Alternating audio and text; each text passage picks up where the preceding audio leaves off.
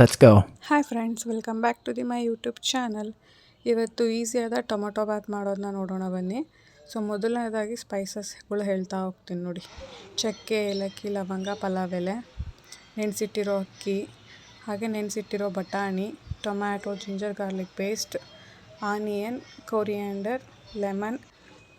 ಈಗ ಗ್ಯಾಸ್ಗೆ ಒಂದು ಕುಕ್ಕರ್ನ ಇಟ್ಕೊಂಡು ಕುಕ್ಕರ್ಗೆ ಒಂದು 3 ಟೇಬಲ್ ಸ್ಪೂನಷ್ಟು ಎಣ್ಣೆ ಹಾಕ್ಕೋತಾ ಇದ್ದೀನಿ. ಎಣ್ಣೆ ಬಿಸಿ ಆದ ನಂತರ ಹೋಲ್ ಸ್ಪೈಸಸ್ನ ಇದಕ್ಕೆ ಆ್ಯಡ್ ಮಾಡ್ಕೋತಾ ಇದ್ದೀನಿ. ಅವೆಲ್ಲ ಚೆನ್ನಾಗಿ ಸಿಡಿದ ನಂತರ ನೋಡಿ ಚೆನ್ನಾಗಿ ಬಾಡಿಸ್ಕೋಬೇಕು ಅವನ್ನ.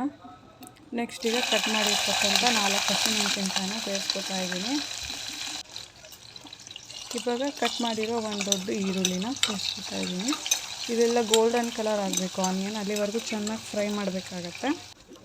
ನೆಕ್ಸ್ಟ್ ಈಗ 1 ಸ್ಪೂನಷ್ಟು ಶುಂಠಿ ಬೆಳ್ಳುಳ್ಳಿ ಪೇಸ್ಟನ್ನು ಸೇರಿಸ್ಕೊತಾ ಇದ್ದೀನಿ. ಇದು ಕೂಡ ಹಸಿ ವಾಸನೆ ಹೋಗೋವರೆಗೂ ಫ್ರೈ ಮಾಡಿಕೊಂಡು ನೆಕ್ಸ್ಟು ರಾತ್ರಿ ನೆನೆಸಿ ವಾಶ್ ಮಾಡಿರ್ತಕ್ಕಂಥ ಬಟಾಣಿ 1 ಬೌಲು, ಹಾಗೆ ಒಂದು 3 ಟೊಮೊಟೊ, ಹುಳಿ ಟೊಮೊಟೊ ಚೆನ್ನಾಗಿ ಮಿಕ್ಸ್ ಮಾಡಿಕೊಳ್ರಿ.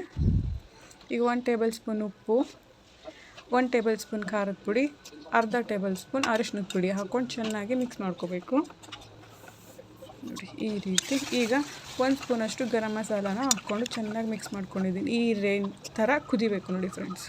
ಎಣ್ಣೆ ಎಲ್ಲ ಚೆನ್ನಾಗಿ ಬಿಡಬೇಕು. ಆಗ 1 ಕಪ್ಪಿಗೆ 2 ಕಪ್ನಷ್ಟು ಬಿಸಿನೀರನ್ನ ನಾನು ಬಿಸಿಗಿಟ್ಟಿದ್ದೆ ಸೇರಿಸ್ಕೊಂಡು ಅರ್ಧ ಗಂಟೆ ನೆನೆಸಿರೋ ಅಕ್ಕಿನ ಕೂಡ ಇದಕ್ಕೆ ಸೇರಿಸ್ಕೊತಾ ಇದ್ದೀನಿ.